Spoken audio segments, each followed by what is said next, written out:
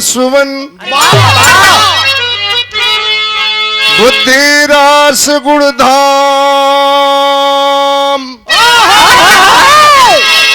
विमल बुद्धि बर दीजिए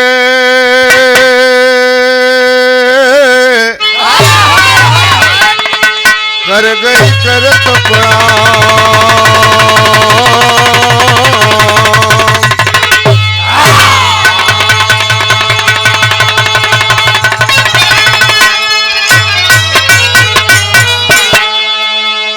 लाल देह लाली लसे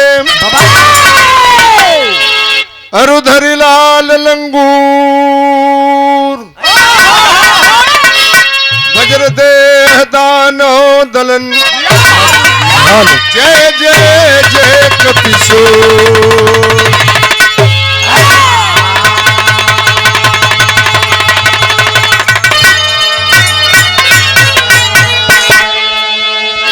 नमो नमो बिंदेश्वरी नमो नमो जगदम भक्त जनों के कार्य हित मां करती नहीं विलंब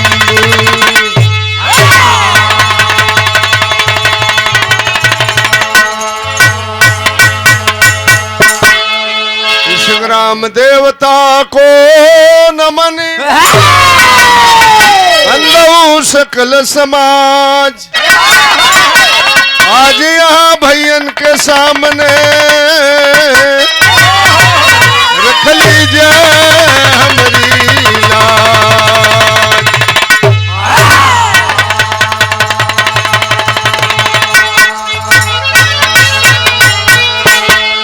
सद्गुरु स्वामी दीन बंधु के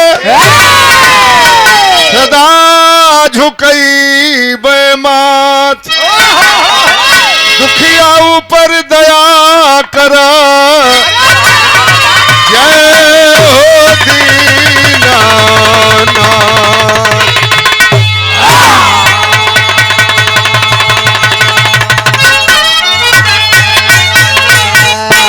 जय ज्वालामुखी महारानी विद्या दान करो है दानी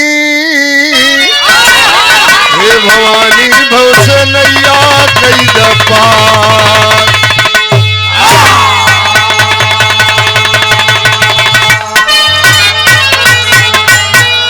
नाव है मझधार में पतवार दे मां सरस्वती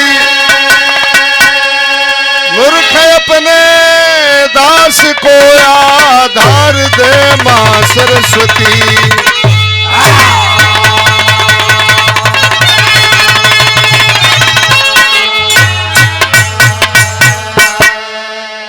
आज मान के थोड़ा सा इको दे दे बिठाई में hello hello hello hello hello Tanisa और दा हेलो तनिसा और लाउड कर दे बेटा हेलो हेलो हेलो हेलो हर नवे ढेर बोला था हर नमक आवाज कम करके साउंड में आवाज दे। हेलो अरे हेलो बेसी मत hello hello hello hello hello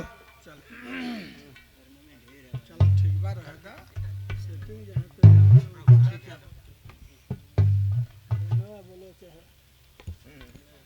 आज के इस मांगलिक कार्यक्रम में यह बारात गाजीपुर से मर्दस से चल करके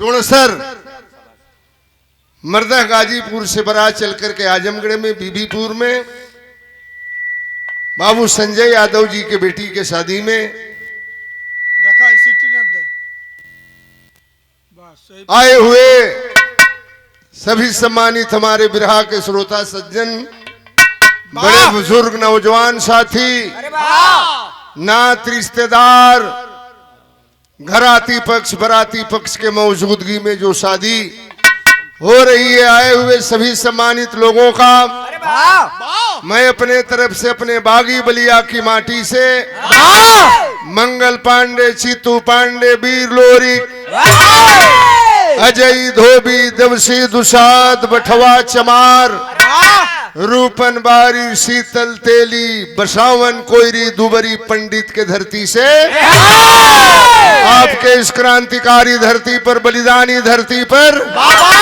आए हुए सभी सम्मानित लोगों का एक ही स्वर से हम बहुत बहुत हार्दिक अभिनंदन वंदन और स्वागत करते हैं। वर वधू को ढेर सारी शुभकामनाएं। आप जियो हजारों साल। अरे वाह, जब तक रहे गंगा जमुना में पानी तब तक रहे वर वधू की जिंदगानी।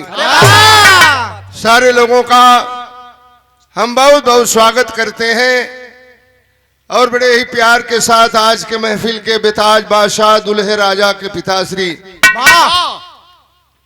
सुरेश क्षमा करेंगे प्रभुनाथ यादव जी की ओर से ये सुंदर माला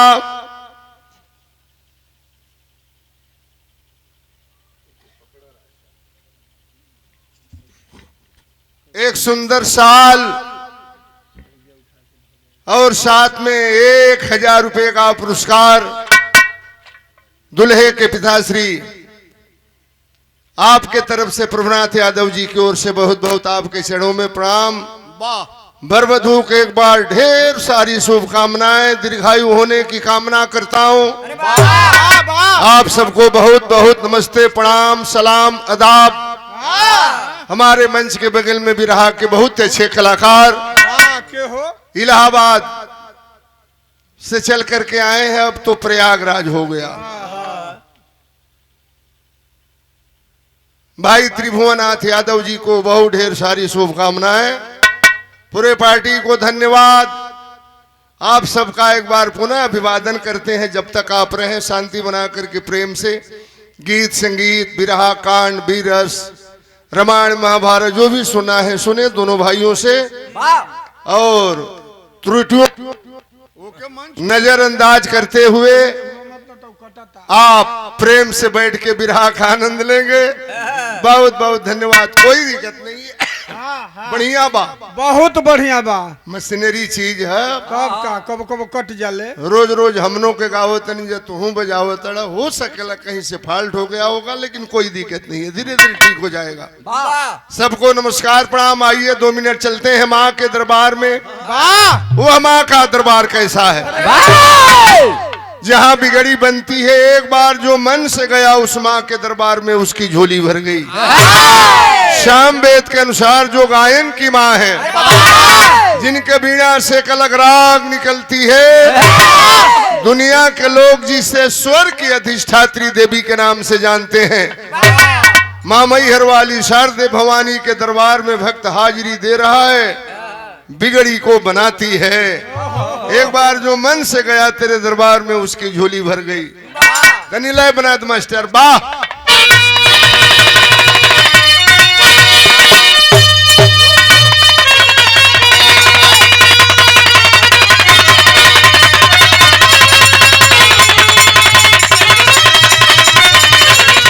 अरे शर्मा जी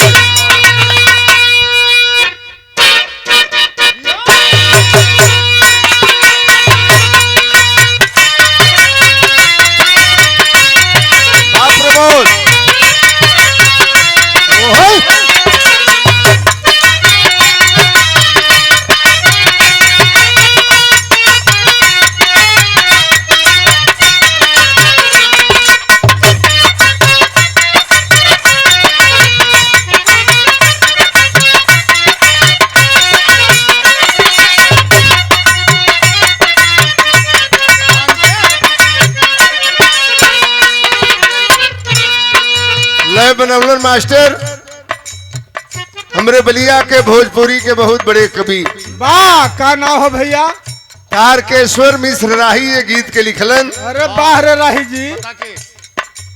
हालांकि ये घड़ी गीत संगीत में बड़ा पातर फुहर हो गई बा, अश्लीलता हो गई बा। हम वहां नहीं जाना चाहते। जहां अधर्म है वहां धर्म भी है। जहां असत्य है वहां सत्य भी है। 90 के दशक में जब हमनी के दिल्ली में जा रिकॉर्डिंग करावे, राही जी ये गीत के लिखल पियवा सिवान से अनहार भइले आई, देवर तनी दहिया पर डाल दर जाई। अरे वाह। अश्लील ना लिखले रहलन, भरत शर्मा गौला सुपर डुपर कैसेट गई। और का लिखला? एक और गीत लिखलन, हमके साड़ी चाहिए, चोरी करी है पपियू चाहे खींची है ठेला गाड़ी, हमके साड़ी चाहिए, कबले फींची गवना के छाड़ी। एहू गीत के राही जी लिखलन। और का?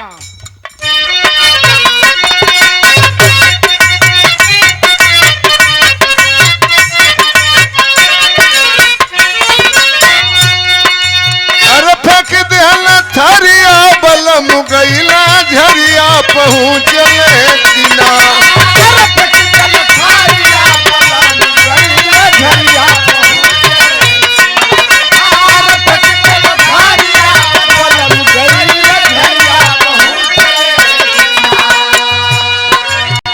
फेंक देहला थरिया बलम गईला झरिया पहुँचले किना।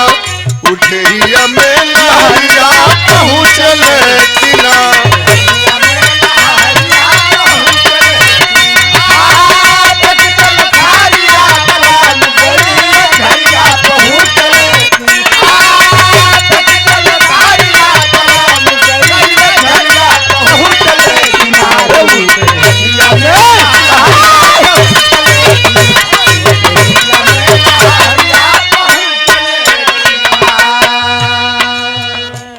भक्त कहता है मां से,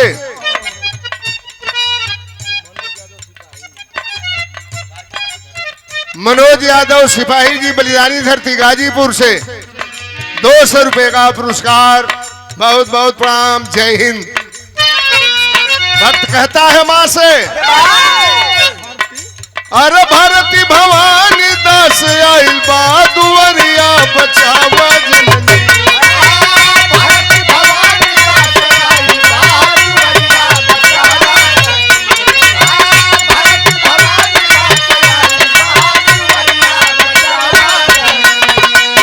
भारती भवानी दास आइल बा दुवरिया बचावा जननी। आज सभा में पगड़िया बचावा जननी।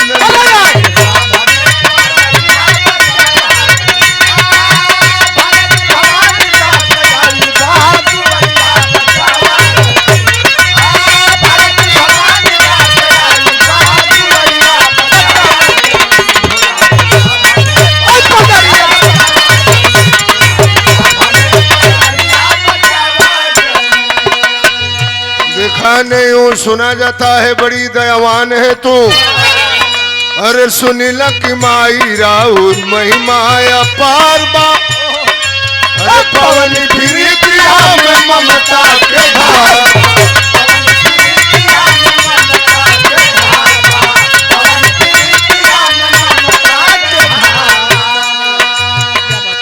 अरे डूबे उतराया लागल धारा में नवरिया बचाव जननी।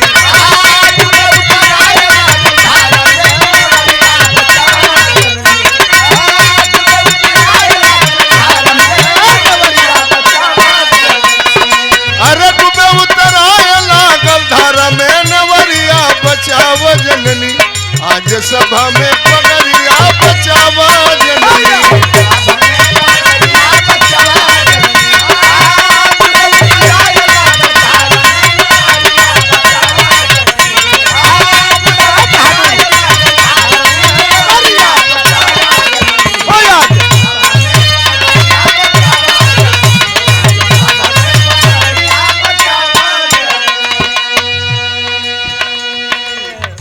सुनील ड्राइवर, हमारे छोटे भाई राम जन्म जबाज, बिरहा के बहुत अच्छे कलाकार, नवगढ़ चंदौली से उनके छोटे भाई सुनील ड्राइवर साहब की ओर से एमआई के वंदना पर 500 रुपए का पुरस्कार दे करके आपने मेरा मनोबल बढ़ाया है। बाबू के बहुत बहुत धन्यवाद। मालिक सुखी रखे। सब भाई लोगन के नमस्कार प्रणाम। बताओ डूबे उतरा लागल धारा में नवरिया बचाव जननी।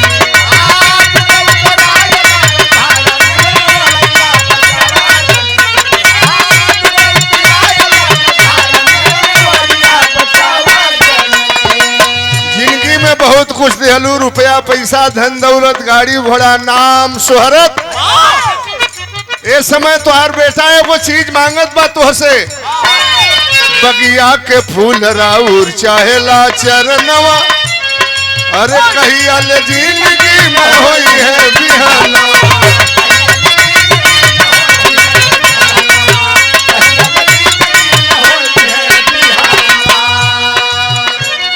अरे खोल दब माया दया के दुआरिया बचावा जननी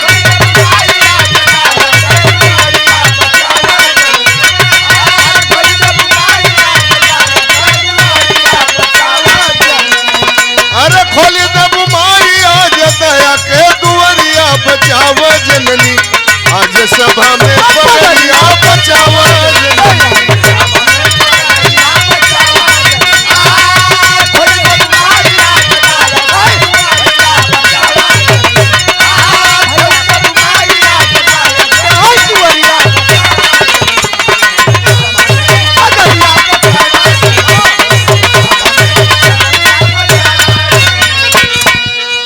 आखिरी भाव में अपने गुरु घराने का परिचय दे रहा है भक्त इस गुरु की कृपा से यहाँ तक हूँ मां जरा मेरे घराने का परिचय सुनो कुसुम पराग देव स्वर्गवा में गईल काशी सुरंदर सरनिया में अइल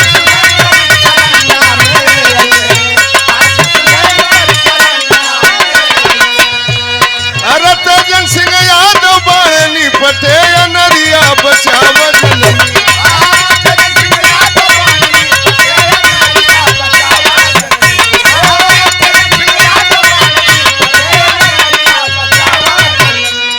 अरे तेजन सिंह यादव बाहनी पटे नरिया बचाव जननी आज सभा में पगारिया बचाव जननी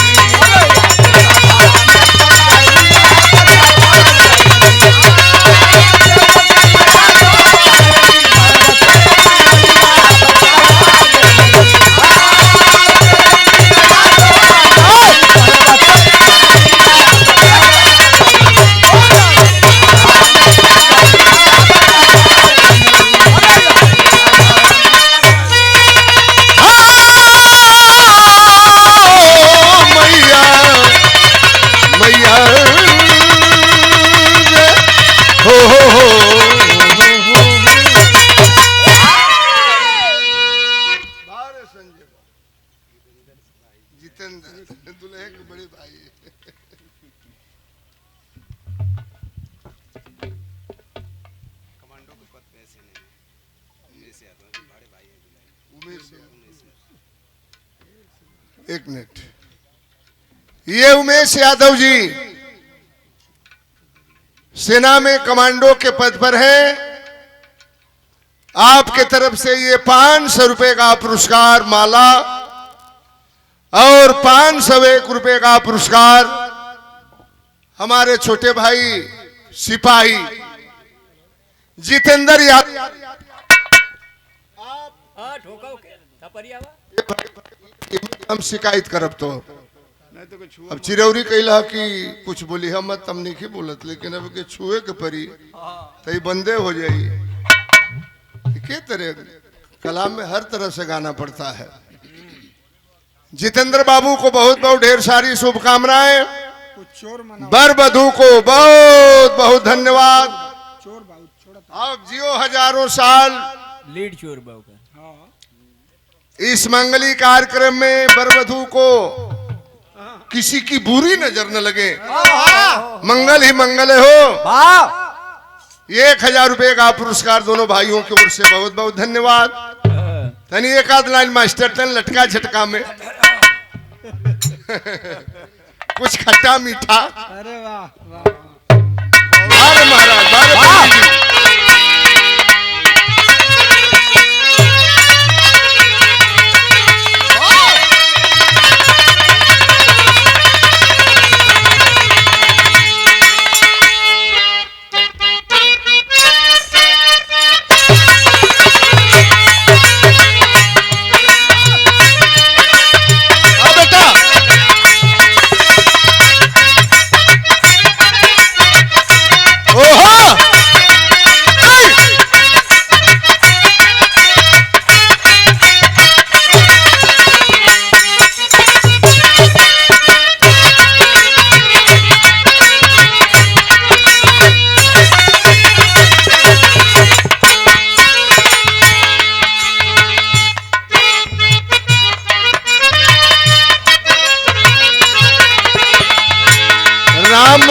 यादव जी, लड़की के मामा, गोपालपुर के लोकप्रिय प्रधान,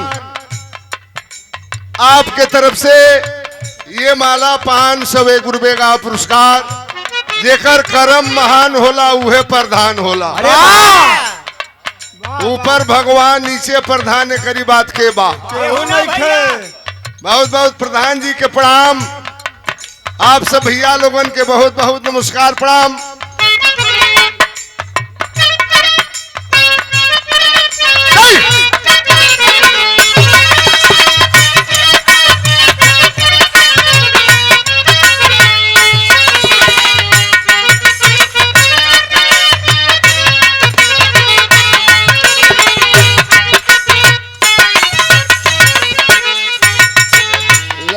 लड़की के मौसा वकील यादव जी की ओर से माला और ये 500 रुपए का पुरस्कार। बहुत बहुत आपको प्रणाम। वाह वाह। वधु को ढेर सारी शुभकामनाएं। मास्टर गीत बजौले। अरे वाह, 12 गीत। ये हमरे बलिया से पूरब। भाषा भोजपुरी वाला है। एगो कहावत है कि भाषा भोजपुरी है, एके समझल, एके समझल जरूरी है, नहीं गौने का पूरी है, नहीं गौने के पूरी है, न सुहागिन का चूरी न है। सुहागिन के चूरी है। दुश्मन ये दुश्मन की करेजा पर चले वाली छुरी है। ये भाषा भोजपुरी ये है। भाषा भोजपुरी है। वाह वाह वाह। सम्मान है भाषा भोजपुरी का। बलिया से पूरब बिहार के बॉर्डर पर एके भोजपुरी वाला गावेलन। कैसे कैसे? सुहाग सेज पर नई नवेली दुल्हन बैठल बा। अरे 12 दुल्हन। अच्छा, पहले के जमाना कुछ और रहल। ब्याह गौना होखे तब का तो दुल्हा के जब दुल्हन के लगे जाए के होखे तो धीरे से घर में जाओ कि माई बाबू केहू जाने न पावे। हाँ, जाके पुआ चौथा पका के चली आवे।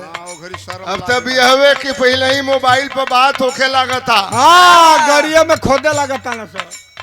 सुहाग सेज पर दुल्हन बैठल बे, दुल्हा गईल, दोनों लजात हूँ।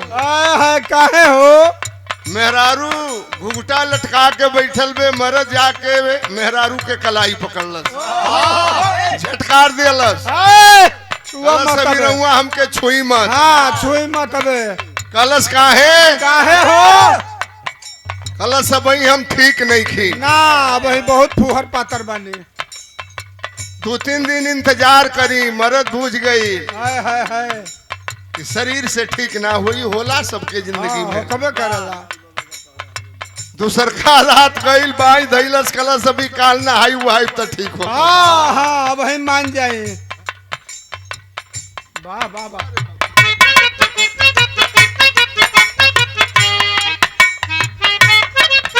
और कृष्णा यादव बाबू की ओर से ये माला 500 रुपए का पुरस्कार। बहुत बहुत धन्यवाद। मेहरारू के कलाई धैलस मेहरारू उदास पे, तब मरद कहले रहल का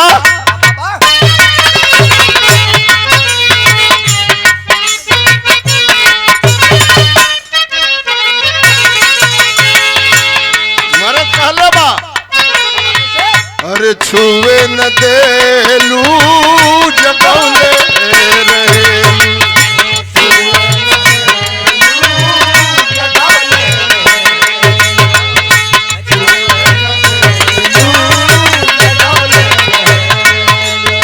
अरे हमरा के पागल, हमरा के पागल, अरे बनौले रहेलू।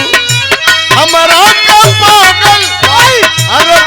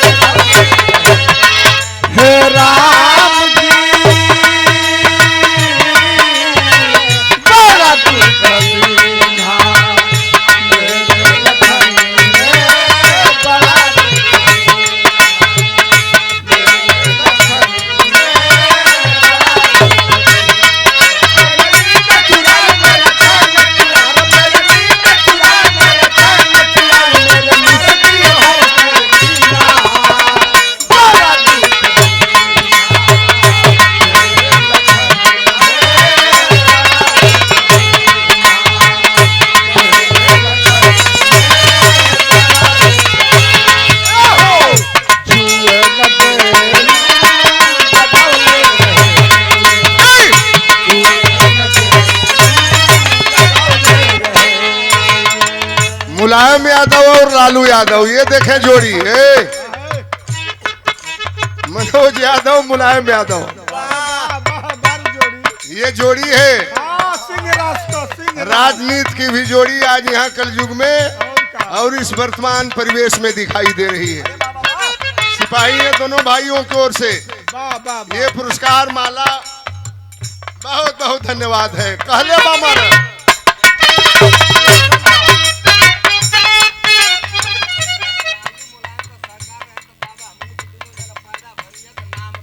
अरे वाह वाह वाह वाह वाह क्या बात है।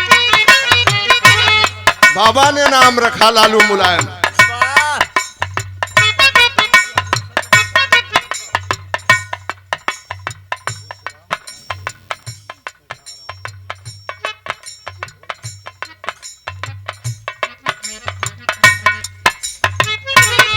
कहले रहल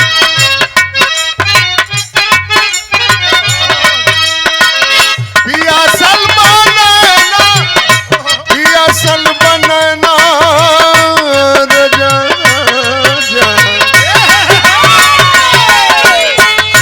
पियासल बनना पिया दे ललसा रजा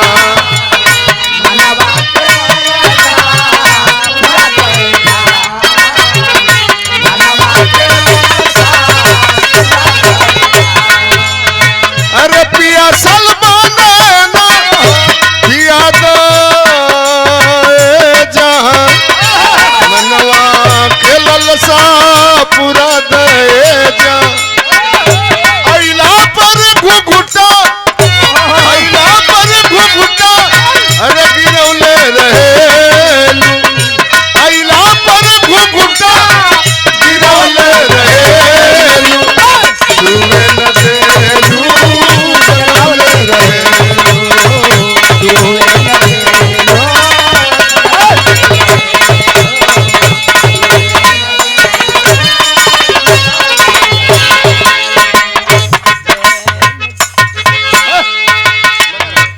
हाँ तो ब्याह जी जी जी काहे ने खेऊ छुए दे मेहरुआ काहे ने के छुए देते नहीं बताई का बताई एहू में कारण बा राज बा। का राज बा अरे हम बन लइका या रउआ सयान जी हमरा के हो के नहीं तनका जवान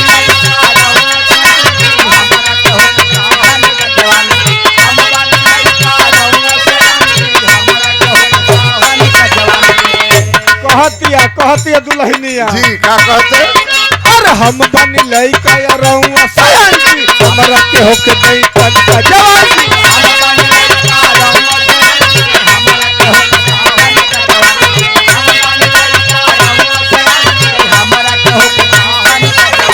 अरे छोड़िए कवारी बरियारी नामी कला गेला अरे कवारी बरियारी ना निकला गेला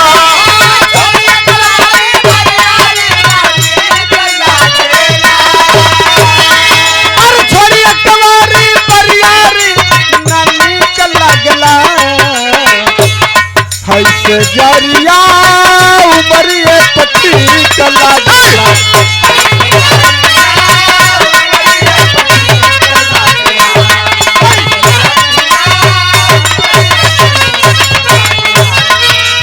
अरे मारता ते पुरुआ चटकनवा हे सैया मारता ते पुरुआ चटकनवा ये से निमन रहे वो रहनवा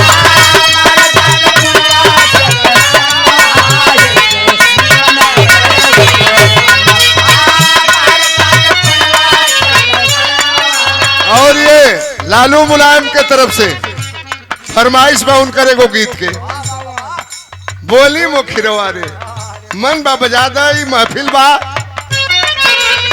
ए घड़ी के जमाना के देख के लालू मुलायम के मन बा हालांकि ये गीत के लिखे वाला गावे वाला दोनों आदमी ना हुआ। पंडित परशुराम यादव बिरहा के भीष्म पितामह ने लिखा और रविंदर राजू ने गाया, दोनों कलाकार नहीं है।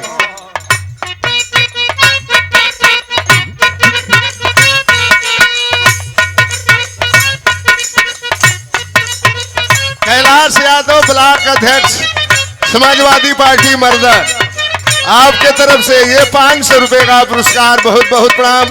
जय हिंद, जय समाजवाद, माला और रुपया।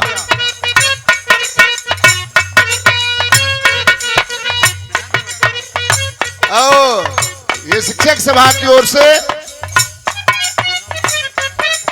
उमा शंकर यादव जी की ओर से 200 रुपए का पुरस्कार, माला।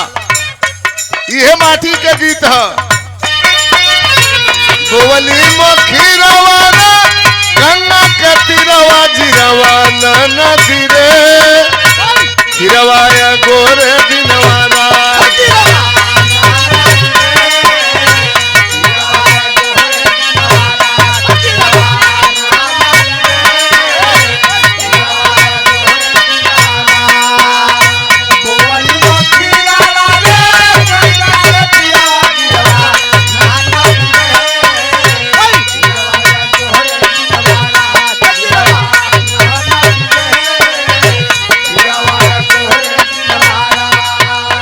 खीरवाया गोरत में मिलन बटोहिया रामा।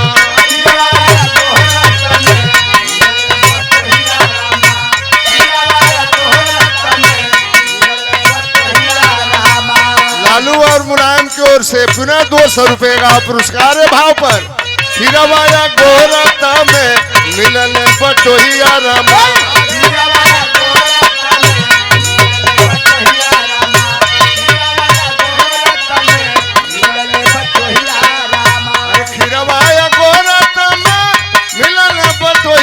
रवाना नदी रे, रोई रोई सुनावे लगलिका।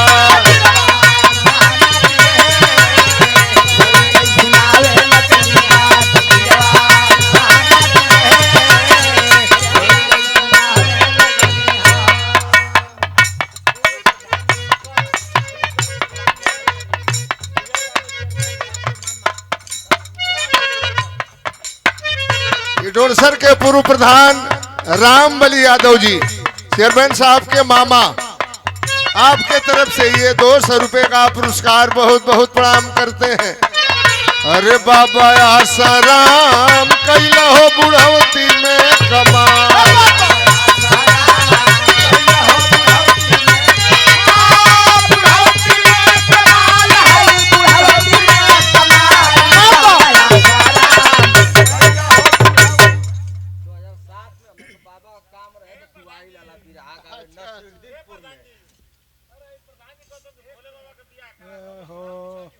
हो जाई हो जाई हो जाई। लइकन के तनी मन रहला एक आध लाइन सुने के, बहुत बहुत धन्यवाद।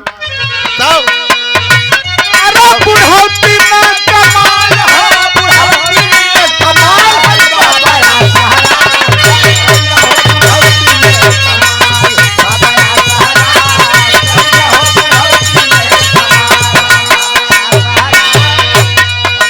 पाकल बेदारी झरल बकसिया लौकत बाटे पुकारम हो।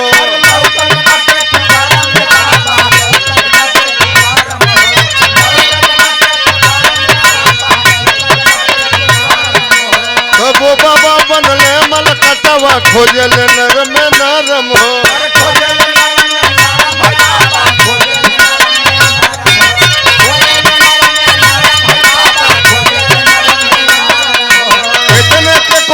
कितने के छोड़ले, कितने के कोड़ले, कितने के छोड़ले, भगवा पहिर के लाल बाबा आसारा कैला हो बुढ़ौती में कमाल।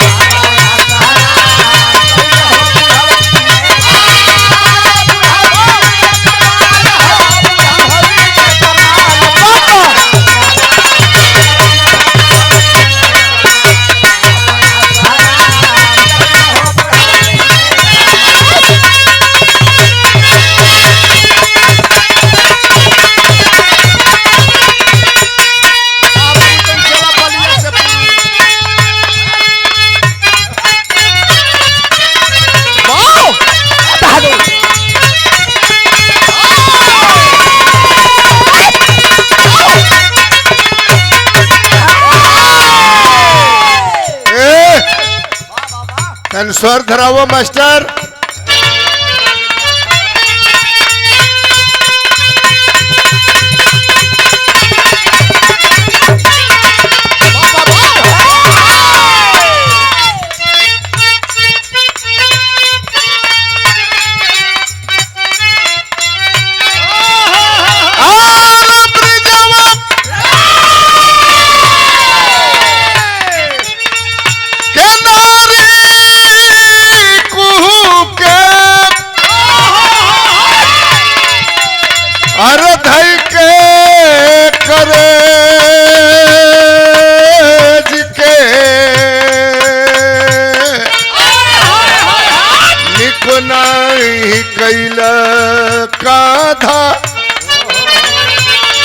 नहीं कैल काधा अरे ब्रिजवा के तेज के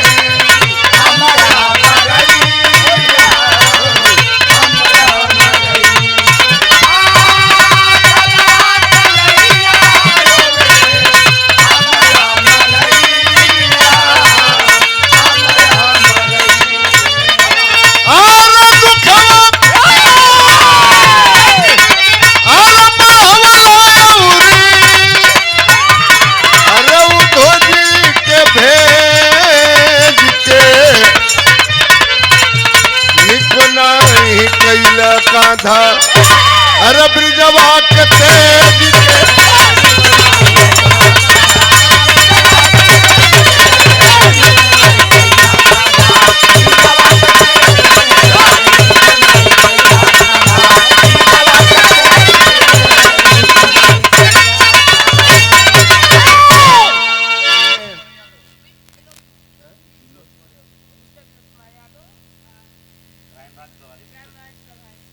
मिस्टर विनोद कुमार यादव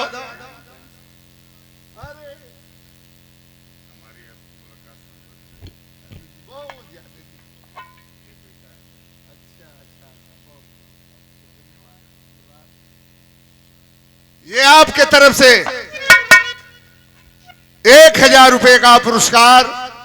बाबू को बहुत बहुत धन्यवाद। बड़ी पुरानी याद आज आपने ताजा किया। सोनभद्र में मुलाकात हुई नहीं,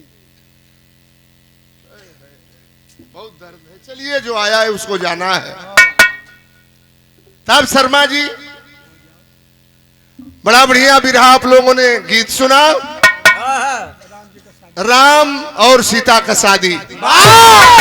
वही दूसरे जन्म में राम श्याम हुए और वही सीता दूसरे जन्म में राधिका बन के पैदा हुई। भगवान श्री कृष्ण की पटरानियां। सवाल होता है, धर्म को न मानने वाले लोग भी कहते हैं कि भगवान के नहीं आने 360 सहेलियों को रखा था, 800 सहेलियों को रखा था, लेकिन प्यार था, स्नेह था भगवान कन्हैया के प्रति उन गोपिकाओं का। बड़ा बढ़िया विरारल महाभारत में यह प्रसंग पहुंचा। अब हम सोचा था कि गौरी हम शादी वही में के सुना दें। दूसरे कटिंग का बा ता हम सोचा था कि अब एगो छोटे बिरहा गा दें। अब समय भी काफी बा। ता ए बिरहा के आप लोग तनी मन से सुनी। ई कैसन शादी बा। आइए मास्टर बा।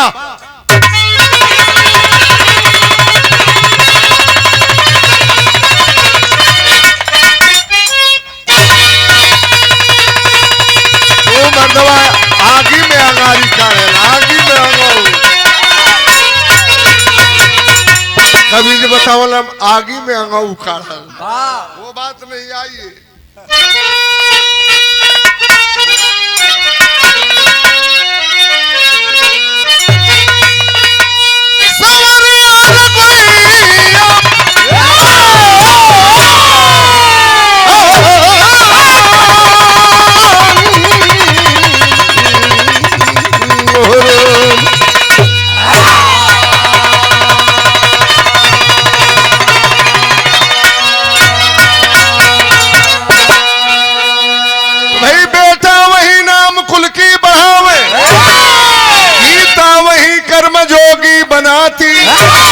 होती रामायण की सच्ची कहानी जो परिवार में श्रेष्ठता को सिखाती।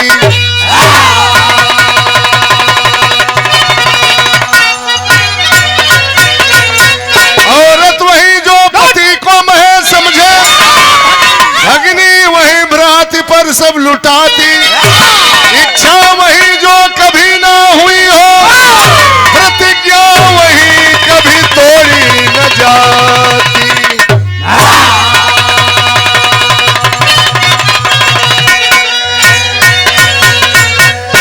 बेटा वही नाम कुल की बढ़ा में पढ़े लिखे विद्वान लोग भी बैठ के बिरहा सुन रहे हैं। बेटा वही नाम कुल की बढ़ा में। ये धरती पर बेटा उहे लायक बा कैसन बाप के लगे मड़ई टाटी के घर रहल, बेटा कमा के महल अटारी बनवा दिलस। बाबू की लगे 5 मंडा जमीन रहल, बेटा कमा के 10 मंडा कर दिलस। उहे बेटा ये धरती पर लायक बा। नारी वही जो पति को महे समझे, धरती पर मेहरारू है लायक बा जो अपना पति के लंगड़ होके लूल कान कोतर भगवान मान के उनके सेवा करे। धरती पर उहे मेहरारू लायक बा। नहीं तो घुघुट काट के निकल जाऊ बाजार में, 4 गाल होने 4 गाल होने बतियावे, 4 गाल होने बतियावे। ऐसनो मेहरारू न चाहिए। इच्छा वही जो कभी ना हुई हो, प्रतिज्ञा वही कभी तोड़ी न जाती। बिरहा में गजल के तर्जमा हमरे उस्ताद हमरे गुरु MLC साहब काशीनाथ यादव अपने जमाने में गाते थे। कौन है?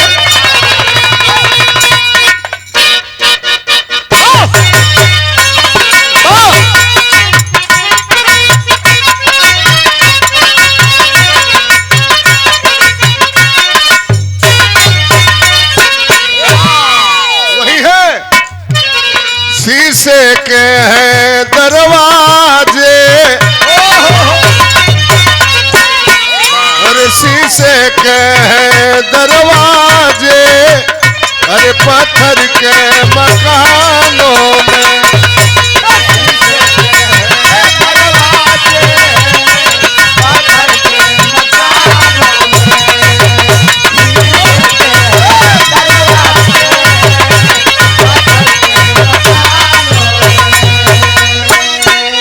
ऐसे बढ़िया बिरहा में कवि जी भाव लिखलन।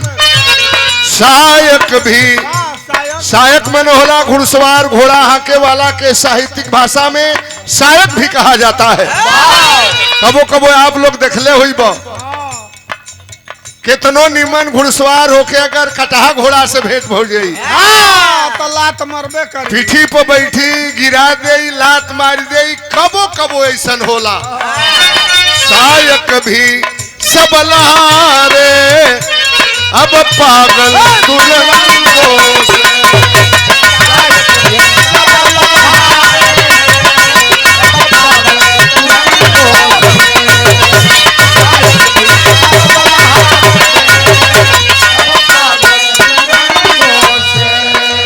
अरे डस जाता सपेरा भी, डस जाता सपेरा भी, जिस वाले भुजंगों से।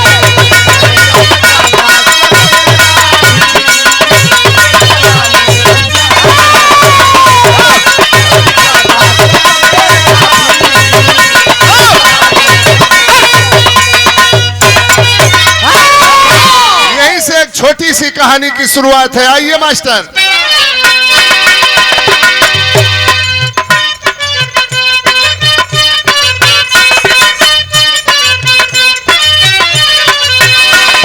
संतनु चले आज बन के शिकारी और राजा रहे पर बने धनुहाधारी।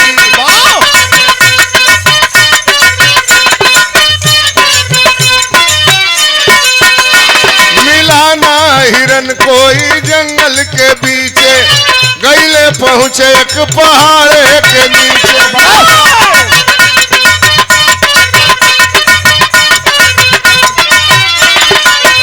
कोई औरत की महक तब उनको है आई, और पागल हुए गईले सुधिया भुलाई।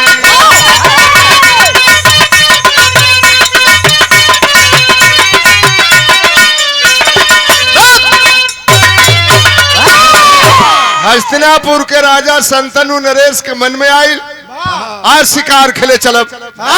घोड़ा पर बैठलन ही निनाद, घोड़ा लेके पहुंचल जंगल में।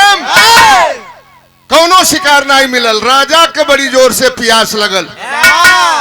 आपे लोग बतावेले कि की बल गावत, की बल धावत, की बल घोड़ कुदावत। दौला में दौड़ला में घोड़ा हकला में बड़ा मेहनत लगेला। राजा के प्यास लगल, जो प्यास लगल तो राजा की नाक में मेहरारू के महक आई। नाकी से मेहरारू के सूंघ ले आला। राजा के प्यास लगल, घोड़ा पर बैठे गईलन नदी के किनारे। जब नदी के किनारे गईलन तो का नजारा देखलन। रामदेव गुरु के गीत के गाँव में बा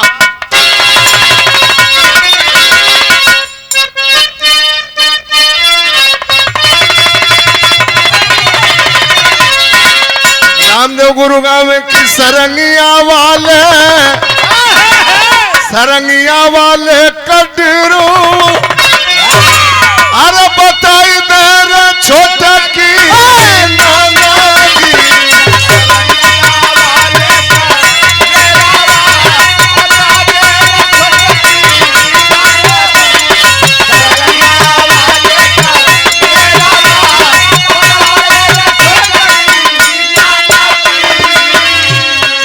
राजा गईला नदी के किनारे कहा देखलन, सवनवा की घेरे बदारिया, सवनवा की घेरे बदारिया, अरे गुजरिया खोजे राजा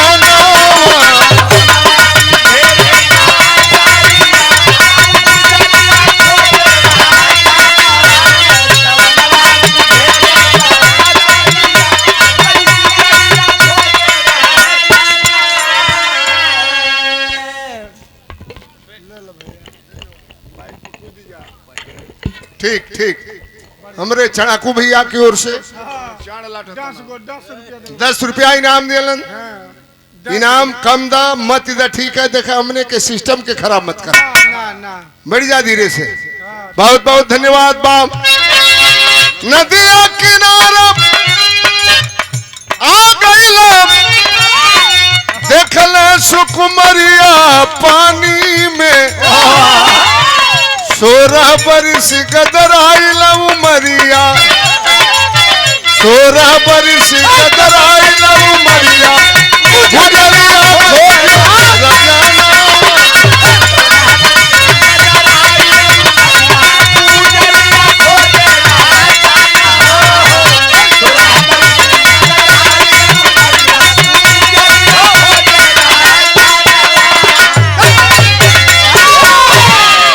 नदी के किनारे नैया पर बैठ के 16-17 बरिस के मलाह के लड़की वो नैया के खेवत रहल। राजा घोड़ा से उतरला, देखला वो मलाह के बेटी के, कहला तनी नैया के रोक दे। नैया के रोकला, देखला सीता हस्तिनापुर के राजा हूँ। अरे वाह, राजा का आदेश, मैं आपकी प्रजा हूँ। कहला तनी हमके पानी पिया दे। मलाह के बेटी पानी पियोलस। कहला तनी नैया पर बैठा के हमके झिझरी खिला दे। राजा देखला वो मलाह के लड़की के सूरत, राजा के मुंह में बवा गई। इतनी सुंदर अलू मलाह के बेटी। राजा एक टक वो मलाह के बेटी के चेहरा पर नजर गौले हुए। राजा का प्यार हो गई लो मलाह के लड़की से। कहलत नैया पर बैठा के झिझरी खिला दे, नैया पर बैठौलस और झिझरी खिलावे लगल नदी में। ढाला ढाला ढाला ढाला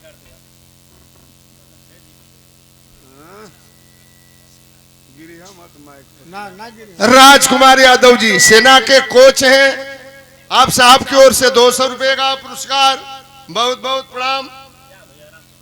तनी इनके आप लोग तनी बैठा जाए, डिस्टर्ब करिए। कोरोना बिछाना दे दो, जा चढ़ा के। हाँ हाँ ठीक है। अरे जमवा खिला, बैठ जा भैया जमवा खिला। बैठ जा आओ बैठ। बैठ जा, चैन चढ़ा चला चढ़ा को भाई। है ना, ठीक है। मौज मस्ती में बाणन, लेकिन वो मौज मस्ती अपना के लेके एक लेके लेके गांव से पटा जाए कि अपना में मजा लेवे के चाहिए, बोले के ना चाहिए। दूसरा का मजा मत बना।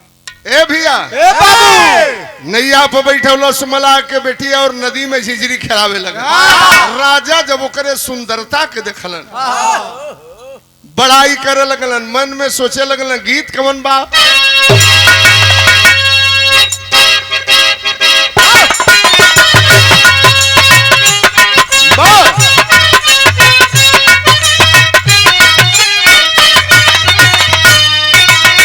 बड़ी पुरान फिल्म का गाना, गंगा जमुना सरस्वती, साजन मेरा उस पार है, अरे मिलना को दिल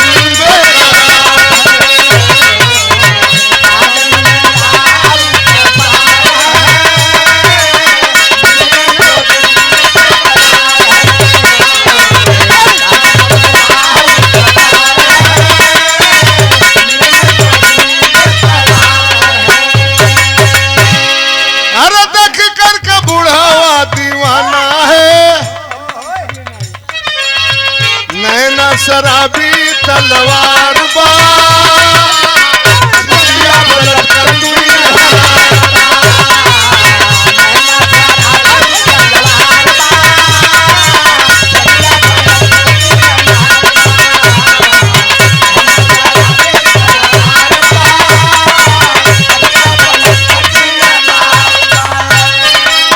देख कर के बुढ़वा दीवाना है, सम्मा के ऊपर परवाना है, बोला सुना के का गाना है, हमको भी उस पार जाना है, तुम्हारी हाथे में पतवार बा, खटिया पलट कर दुनिया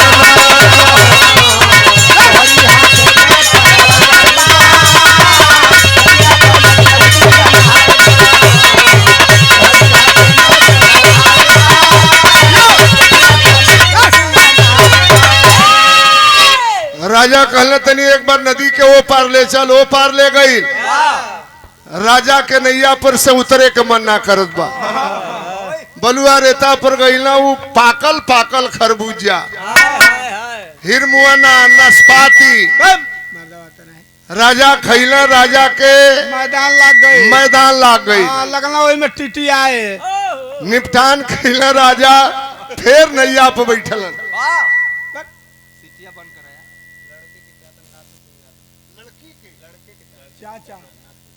लड़के के चाचा नाथू सिंह यादव जी, आपके तरफ से ये 500 रुपए का पुरस्कार, बहुत बहुत प्रणाम करते हैं।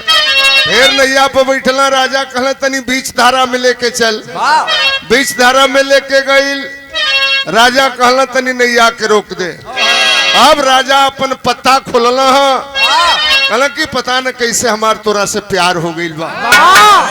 अरे मेरे बिरहा सुनने वाले साथियों, गरीब मलाह के बेटी के आंखों में आंसू आ गया।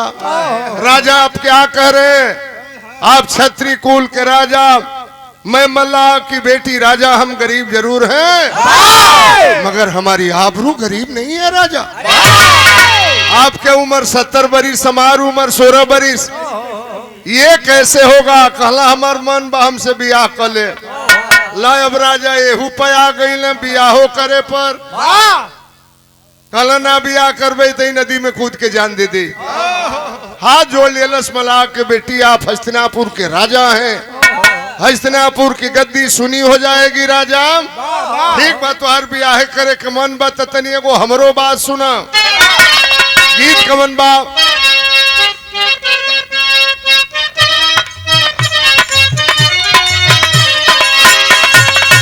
हमरे गुरुजी एमएलसी साहब गीत के गावे पनिया में अगिया लगावला सिरे गोरी तोहारी जवनिया।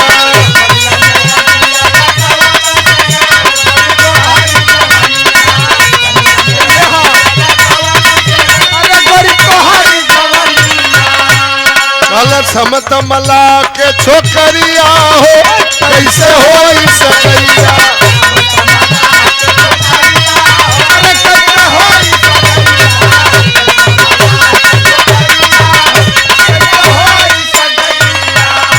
अरे दशहरा पिता हमारे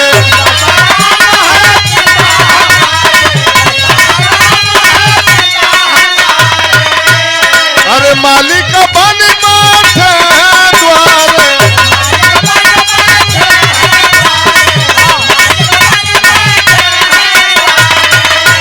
अरे उहे मोरा खोजी है सवरिया हो कैसे हो सकैया।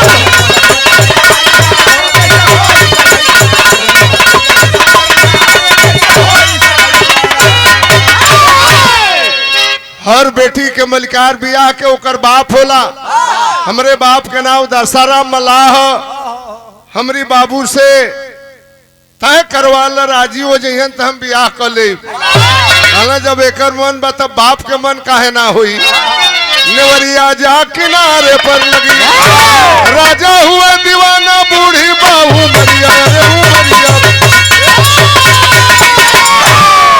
घोड़ा पर बैठला राजा। सबेर की बेरा में गईला दशहराम मलाह के दरवाजा पर झोपड़ी में बैठ के जाल भीनत रहल। खड़ा हो गई राजा। इतना सवेरे एगो गरीब आदमी के झोपड़ी में हमसे कोनो गलती तना भइल। राजा कहलन उनके ऐसा प्यार के रोग लागा रहल। 70 बरिस की उम्र में 16 बरिस की लड़की से बियाह करे के उनका मन कैले बा। इश्क के कैसन रोग है नहीं में आदमी दुबराला न मोटाला। हाँ, बस बिचवे में से सुखत जाला। जैसे उखी के परोहा होला वही तरह हाल होले में। राजा कहला कि एक सवाल लेकर के आया हूँ। कहा हुआ गरीब आदमी राजा का हुक्म मैं आपकी प्रजा हूँ। लजात लजात राजा कहला कि अपनी लड़की के ब्याह हमारी संग कर दो। टूट गया वह गरीब आदमी। राजा आप क्या कह रहे हैं? आप क्षत्रिय कुल के राजा, हम जात के मल्ला, आपकी शादी हुई है, आपका एक बेटा है। राजा हम गरीब कि आबरू से मजाक मत कीजिए। कहला ना बियाह करबे ते ही हम फांसी लगा के मर जाई।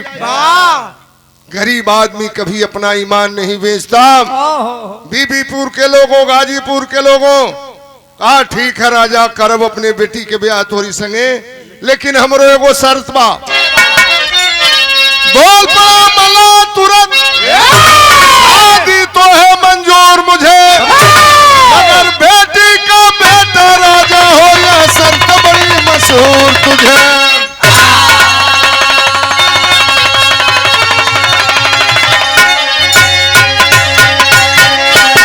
अपनी बेटी के ब्याह करब जा राजा, लेकिन एगो शर्त बा कि हमरे बेटी या तोहरे संपर्क से जौने लड़का पैदा हुई वही हस्तिनापुर की गद्दी का राजा होगा।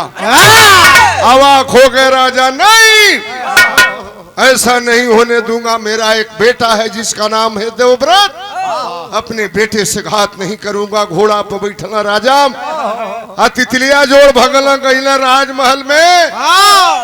रात के खाना उना खा के सुतल। अच्छा अच्छा। था राजा सपनिया आए लगलन। सपनिया सपना देखे लगलन। अच्छा एगो चीज बता दें, लगभग ही सबके जिंदगी में ऐसा भइल होई, ऐसे केहू वंचित ना होई। निम्न दिन में अगर कोनो मेहरारू लग गई, बढ़िया लड़की लग गई, अगर दिमाग में बैठा ले बताऊं सपना में जरूर लौकी। राजा की नजर में मलाह के लड़की के सूरत धस गई रहल। सुतला त राजा सपना देखे लगलन। गीत के स्वर्गीय बेचन भाई से जब बिरहा होके तगावे, अरे बाबा कैसे खा गलू लंगड़ायाम दाम कहिया दे बुचिरई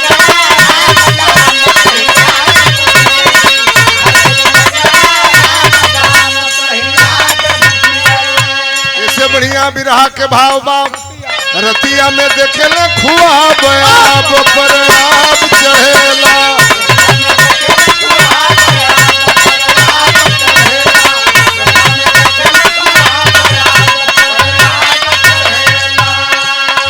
केवल नैया मना के छोकरिया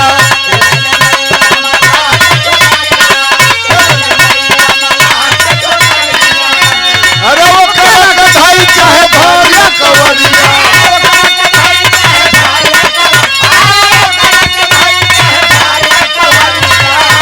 अरे मन दसा नचला सरा बया चढ़ेला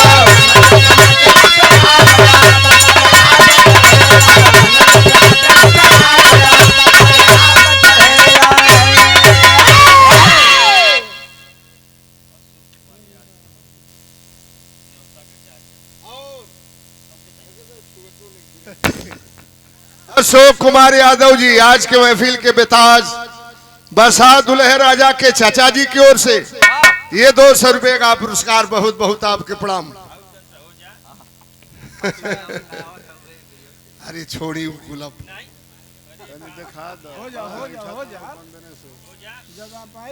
अच्छा ठीक बा चली हो जाई जब मन बात हो जाई। ए भैया राजा सपना में देखा था कि हम नैया पर बैठल बानी ई सपना के बात है। हाँ सपना देखा था ना और नैया के खेवत में राजा इहो सपना में देखा था कि दौड़ के ओकरा के अखबारी में धरत हनी। राजा सपना में इहो देखा था कि ओके नैया में पटक देले बनी तो लेन वक्त पर राजा के धोती बिगड़ गए। फिर बात पर्दे में रहे।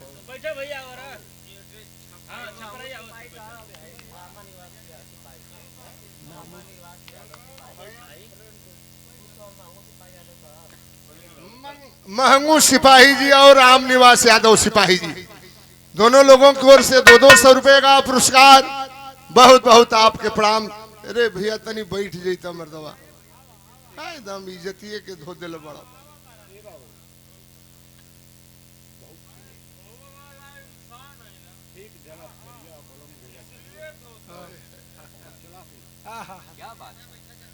ठीक ठीक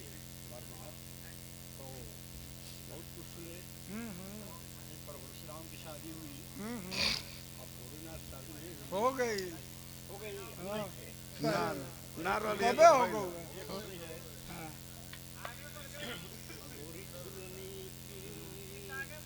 सही है अरे बार प्रधान जी बार प्रधान जी दोपहरिया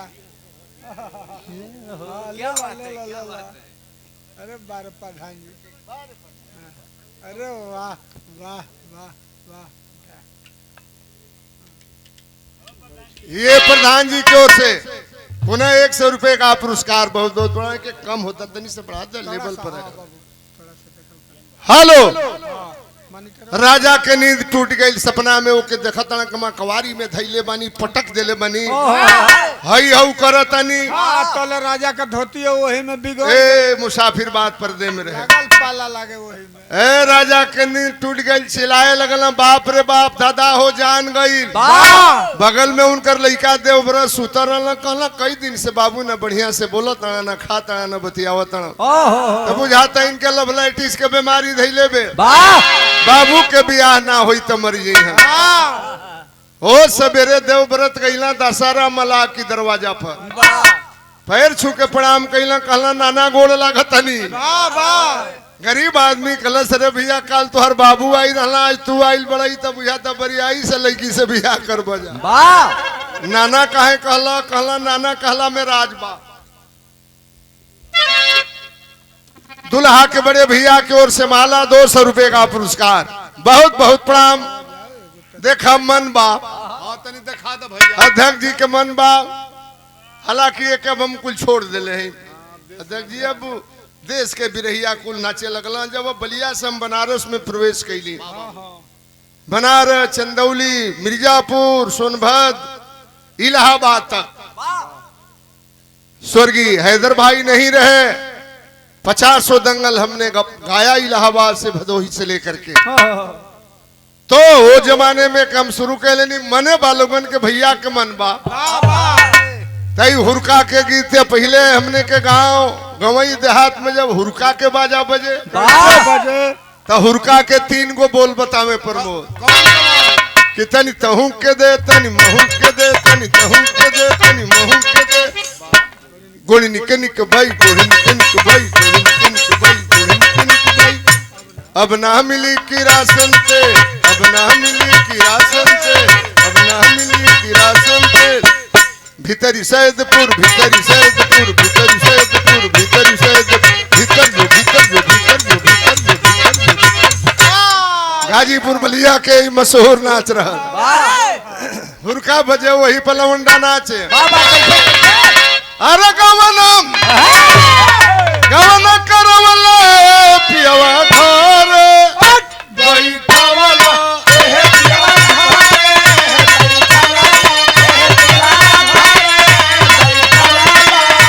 अरे राजा हो घर बैठा ऐसे नहीं जैसे रोज होता वैसे तनी असली एक्शन में आओ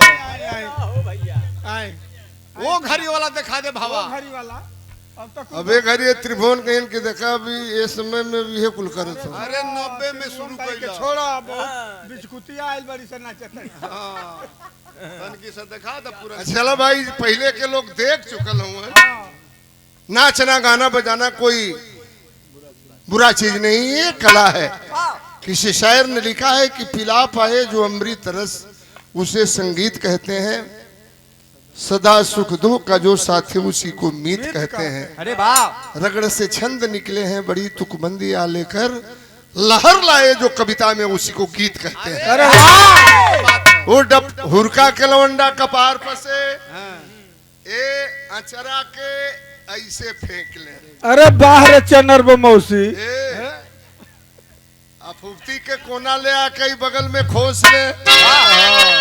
हुरका बजे वही पलवंडा नाचे अरे गवना गवना करवला पियवा घर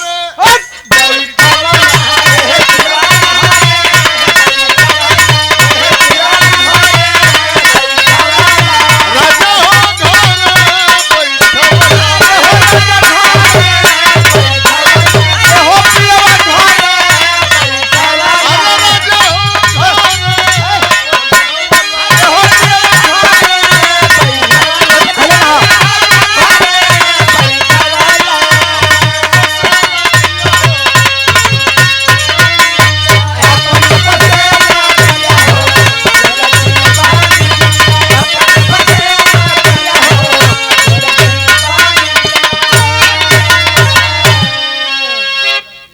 रामनाथ यादव भैया की ओर से। अच्छा दुल्हे के बड़े भैया दरोगा के पद प्रकार से 200 रुपया, अध्यक्ष जी की तरफ से 200 रुपया।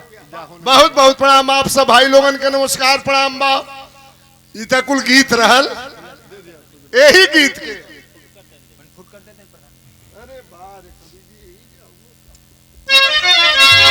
यही गीत के कहीं कहीं वो जमाने में रामदेव गुरु बुल्लू गुरु हीरा भगत के जमाने में लोग ये गीत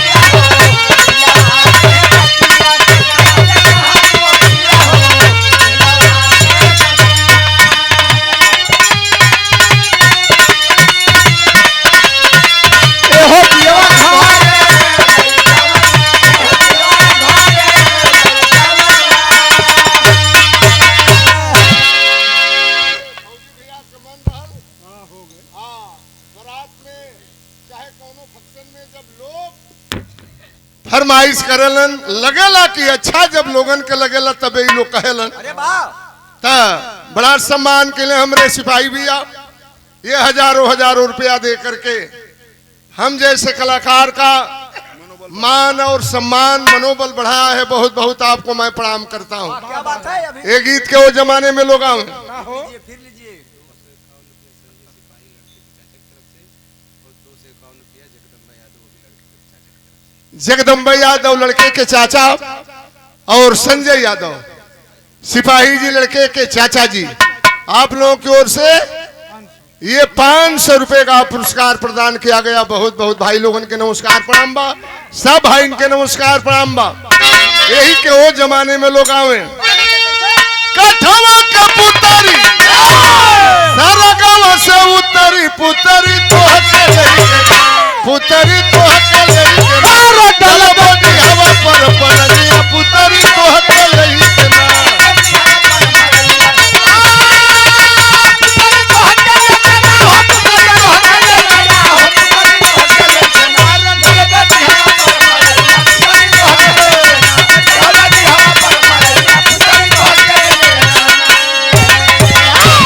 गईला दशहरा मला के दरवाजा पर दशहराम पास गईल नाना कही के मुंह सुकैल पागल लइले बाबूजी माई पर दीवाना भइले पागल लइले बाबूजी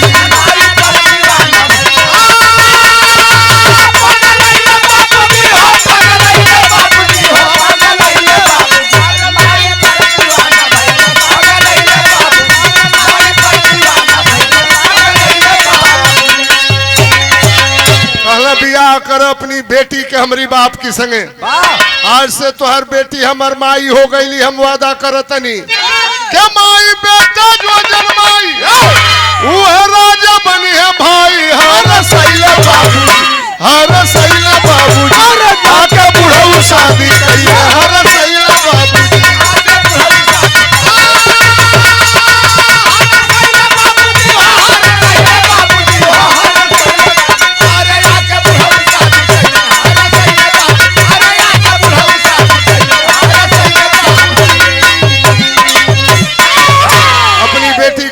कर हमारी बाप की संगे। हम वादा करतनी कि तुहरे बेटी हमरे बाप के संपर्क से जौने लड़का पैदा हुई वही हस्तिनापुर की गद्दी का राजा होगा।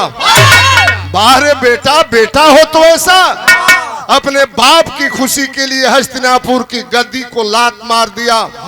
और वही समय देवव्रत प्रतिज्ञा कैलन कई प्रतिज्ञा हम जिंदगी भर कुंवार अगर रहिले बाबू नाम विस्मत बधरिए अगर रहिले बाबू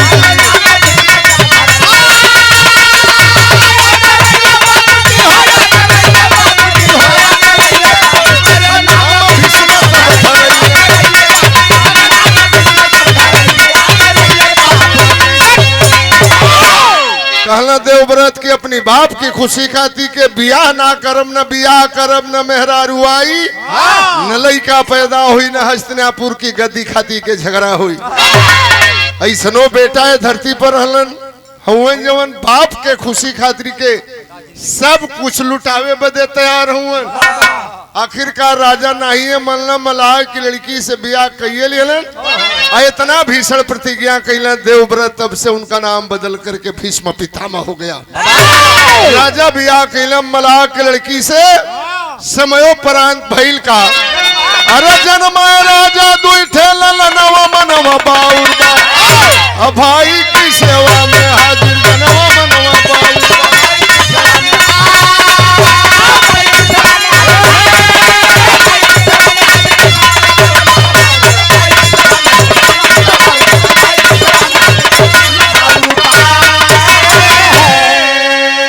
संतनु राजा मलाह के लड़की के संपर्क से दुगो लड़का भइलन। पहला का नाम रहल विचित्रवीर, दूसरा का नाम रहल चित्रांगद। दोनों जवान भइला तिलकहरुआ में भड़क जाए काहे हो छत्री होके मलाह की लड़की से बियाह कैले रहलन तो वो लड़की से जामल लड़का से के बियाह करी। वही समय काशी राजा अपनी तीनों बेटीन के स्वयंवर चले रहलन। अम्बा अम्बे अम्बालिका के देश के राजा के न्योता दिलन, हस्तिनापुर के राजा के छूत जान के न्योता ना दिलन। ये जिंदगी में तनकी सा गलती भइल भीषम दादा से।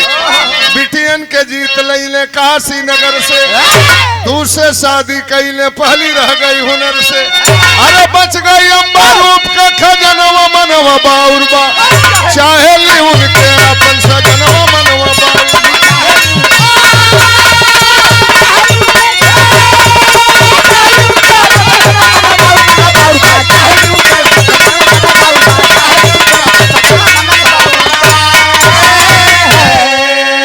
काशी राजा के स्वयंवर से उनकी तीनों लड़किन के अपहरण करके लेके आ गई हस्तिनापुर में।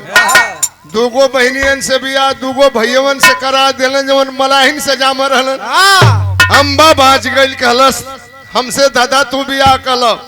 भीष्म ने तो प्रतिज्ञा किया था कि आजीवन शादी नहीं करूंगा। कहला बियाह ना करब। कहला सरे मऊग दास तोहरी जांघी में जोर रहल तो हमनी के हरण करके ले अइलम।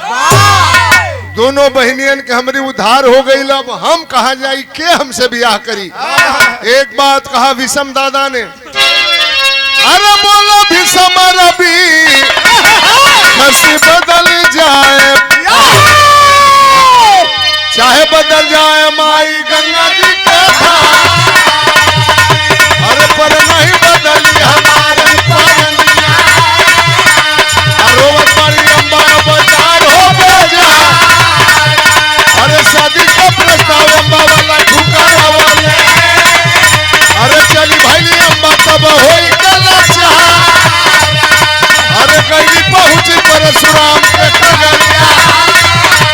चला और गुरु थाने युद्ध मारिया, अरे करत समर में बीतला सारा दिनवा। आखिर परशुराम गई चलवा सहा।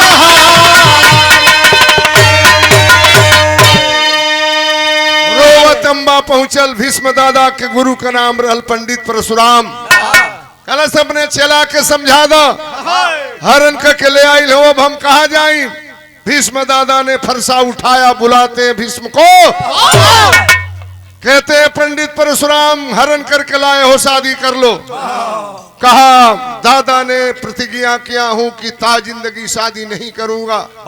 गुरु चेला में लड़ाई भेल, गुरु जी हार गईलन। अम्बा बगल में खड़ा रहल, कल जा हो भीषम मेहरारू जा से तो के इतना नफरत बाम, लड़ाई के मैदान में तुम्हारे मौत का कारण औरत बनेगी। अरे दिहाली अम्बा श्राप, औरत सम्मुख होई बयाप, तोहरो झुक जाई गर्दनिया समर के।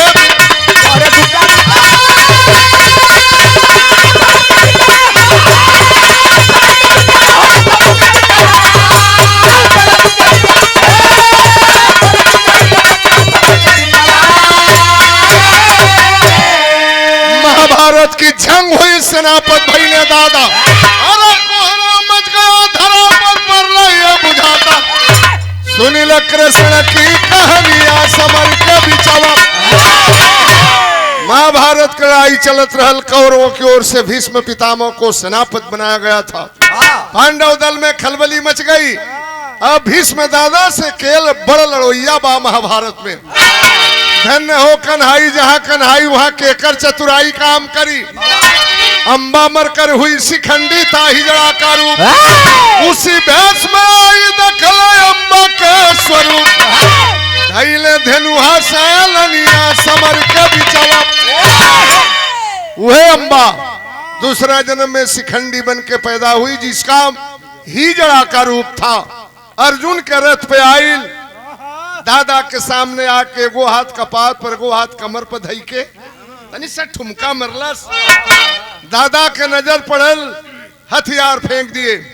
प्रतिज्ञा किए थे कि लड़ाई के मैदान में औरत आ जाएगी, हथियार फेंक दूंगा, लड़ाई नहीं करूंगा। मारे सुनील बाबू हमारे हेलो, अरे कहो सिंगरौली से पूर्वांचल के जाने माने पहलवान मनता पहलवान के सुपुत्र और हमारा लड़का है, बेटा है सुनील कुमार यादव, बहुत अच्छे पहलवान भी। 500 रुपए का पुरस्कार बचवा के बहुत बहुत धन्यवाद बा। आप सबके नमस्कार प्रणाम। दादा के नजर पर हथियार फेंक दिलन। भगवान कन्हैया कहते अर्जुन अब क्या देख रहे हो। दादा ने हथियार फेंक दिया है, लड़ाई को फतह करो। समर भूमि में अर्जुन जी मारे बानन पर बाण, के नीचे सैया धरती ऊपर भाया समान। तमुल करई है परनिया समर के पीछे।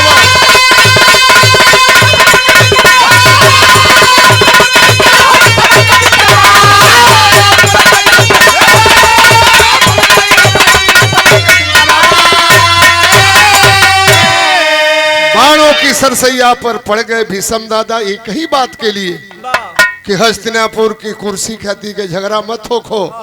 वह हस्तिनापुर आज दिल्ली बनल बजौना कुर्सी खातिर के मारा मारी, SIR वोट चोरी, EVM चोरी, क्या हो रहा है। लेकिन एक बेटा अपने बाप की खुशी के लिए उस हस्तिनापुर की गद्दी को लात मार दिया। हमारी बाबू के कष्ट न हो के बिरहा मैंने इसलिए गाया कि जिंदगी में कभी अपने माँ बाप का अपमान मत करना मेरे मित्रों। जितना रुपया कमा ले मेहरारू कहते वहू के कहल करो, लेकिन माँ बाप का अपमान मत करना। माँ बाप से बड़ा धरती पर कोई हो नहीं सकता। आखिर लाइन में भाव है, कुसुम पर आग देवराम पसारे जद्दू के पैगाम, नवरिया जो किनारे पर लगी अनुपम का कला में भोला की लहरिया।